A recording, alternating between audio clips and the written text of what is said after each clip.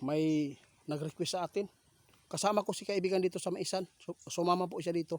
Patungkol po ito kay Daddy Frankie. Sino po ang hindi nakakilala kay Daddy Frankie? Siya po ang sikat na vlogger na tumutulong sa yung mga kinukulong ba na hindi maganda ang nangyayari sa kanilang utak, no?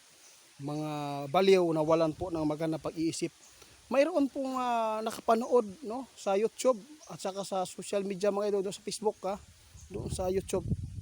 Alam po ninyo, napakarami po ngayon ang nagpaabot sa atin. Gusto daw nila itanong sa ating kaibigan kasi hinahangaan po daw nila si Daddy Frankie. Kasi nandyan po sa hospital, totoo ba daw na kinulam siya? Kasi may may issue dito eh. Mayroon pong nagpapatulong sa kanya. Kung ano ba yun? PhilAm man yata yun. Basta may narinig ako dyan. Ngayon kaibigan, gusto kong makita po ninyo kung kilala mo man si Daddy Frankie patungkol po sa kanyang karamdaman. Mayroon pong naghula, tinawasan at lumabas na kinulam daw. O tama, sabi natin kaibigan, ito at mayroon po akong ipinapaabot noon, no? Kapag may karamdaman ang tao, pumunta kayo sa doktor. Kapag walang finding, talagang hindi maganda po. Kagagawan po ng diablo yan. O yun po ang gusto kong maipabot sa kanila kaibigan. Ano po ba nakikita po ninyo? Totoo ba kaibigan na kinulam si Daddy Frankie?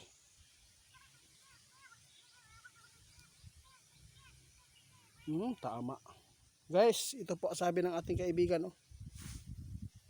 Wala siyang nakita mga idol na ito po ang ginawa sa kanya. Tandaan natin wala siyang nakita mga idol na may gumawa na tulad ng pangkukulam. Wala siyang nakita na kinulam. Ito lang po ang may ipabot po ng ating kaibigan.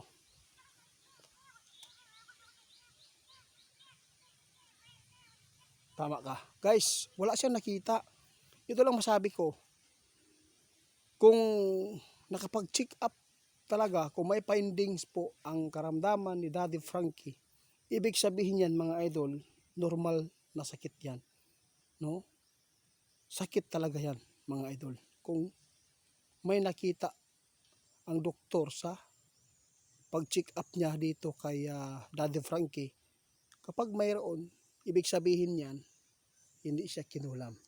Pero, kung walang nakikita ang doktor na findings, ibig sabihin yan, may gumawa ng hindi maganda. Kaway-kaway po, sino po ang may kaalaman dyan, nakapanood sa video ni Daddy Frankie, na kung saan siya ay na-hospital. Kung mayroon po bang findings, i-comment po nyo sa video ko. Kapag mayroon pong findings sa doktor na sakit, ibig sabihin yan, hindi siya kinulam. Pati si kaibigan, wala po siya nakita na kinulam. Bakit po ba siya kukulamin? No? Na marami naman po siyang natulungan na tao. Oo. Tama ka. Alam po niyo kaibigan, hinahangaan ko po itong vlogger na to nung umpisa pa lang. Talagang napakaganda po ang kanyang pagtulong. Pero nang lumaki at dumami ang sponsor po niya, at ngayon parang naiba po ang aking pagsuporta mga idol, dahil yung mga tinutulungan ni Daddy Frankie ngayon ay parang kinakawawa na lang niya, dahil po ay tinitira sa mga basher tulad ni Anching. Hindi naman pwede dapat yan ipalabas pa sa social media kung ano man po ang mga nangyayari po doon, kasi binabas po yung isa. Baka may mga anak si Anching na mga nag-aaral, maaapektuhan. Oo, huwag po natin lagyan po ng story na hindi na maganda sa tinutulungan natin.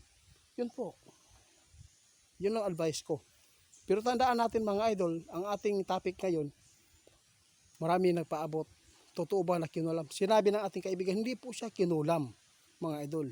Ito lang po, para malinawan kayo, wala siyang nakikita sa kaibigan na kinulam.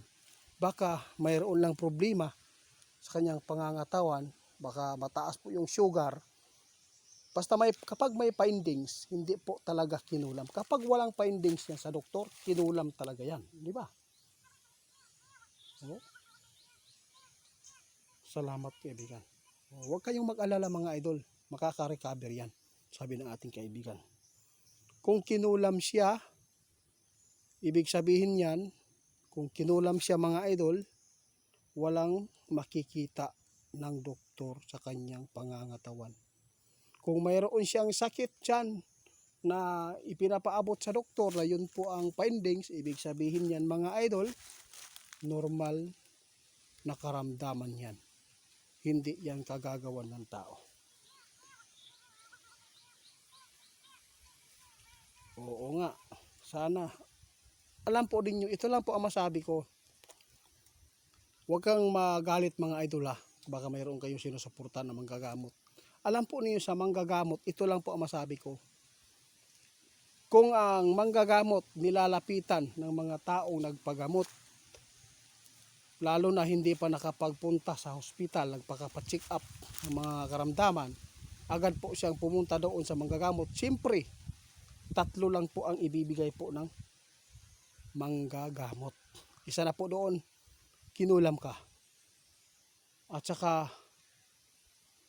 pinag-iinggitan ka. Yun po. At naano ka ng elemento. Yun po kadalasan sa mga manggagamot. Yun po ang ipapalabas. Pero hindi naman po natin masisisi dahil napakaraming manggagamot na totoo talaga, na tumutulong at totoo talaga na mga ipinapaabot nila. Huwag talaga tayo agad maniniwala. Kasi kadalasan sa manggagamot, yun po sinasabi ko, kinulam ka at may nasagi ka mga elemento, yun po ang kanilang ibibigay.